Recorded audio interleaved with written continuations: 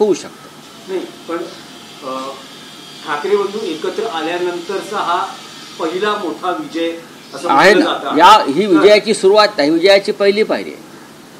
आता आम्हाला याच पद्धतीनं अनेक विजय प्राप्त करायचे आहेत एकत्र येऊन. त्यात स्थानिक स्वराज्य संस्था आणि मुख्यत्वे मुंबई महापालिका निवडणूक हेही लक्ष्य असेल विजयाचं पुढचं उद्दिष्ट. उद्धव ठाकरे साहेबांची किंवा त्यांच्या नेतृत्वाखालील शिवसेनेची भूमिका पहिल्या दिवसापासून आहे. ज्या दिवशी श्री राज ठाकरे यांनी साद घातली एकत्र यायला पाहिजे मतभेद विसरून, पुढल्या 10 मिनिटात उद्धव ठाकरे साहेबांनी त्याला प्रतिसाद दिला आणि तो सकारात्मक आहे. आणि तो सकारात्मक नसता तर हिंदी सक्तीच्या सरकारच्या भूमिकेविरोधामध्ये आम्ही एकत्र आलोच नसतो ना.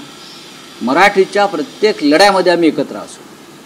नाही, पुढचं उद्दिष्ट हे निवडणुका असेल का, राजकीय युती असेल का, एका मराठी भाषा अस्मिता आणि हिंदी मुंबईसह महाराष्ट्र विजय हा रूपांतरित होऊ शकतो. मुंबई महापालिका आणि स्थानिक स्वराज्य संस्था निवडणुका जिंकण्यासाठी पुढचं विजयाचं उद्दिष्ट हे बघा.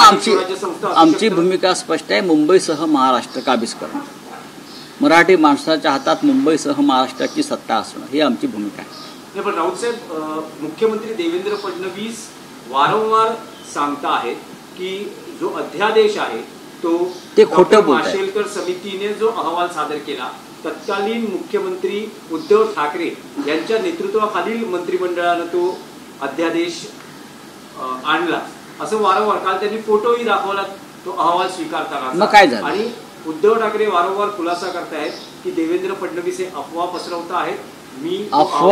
देवेंद्र फडणवीस हे अफवा पसरवत नाही आहेत, तर ते भारतीय जनता पक्षाच्या राष्ट्रीय धोरणानुसार खोटं बोलत आहेत.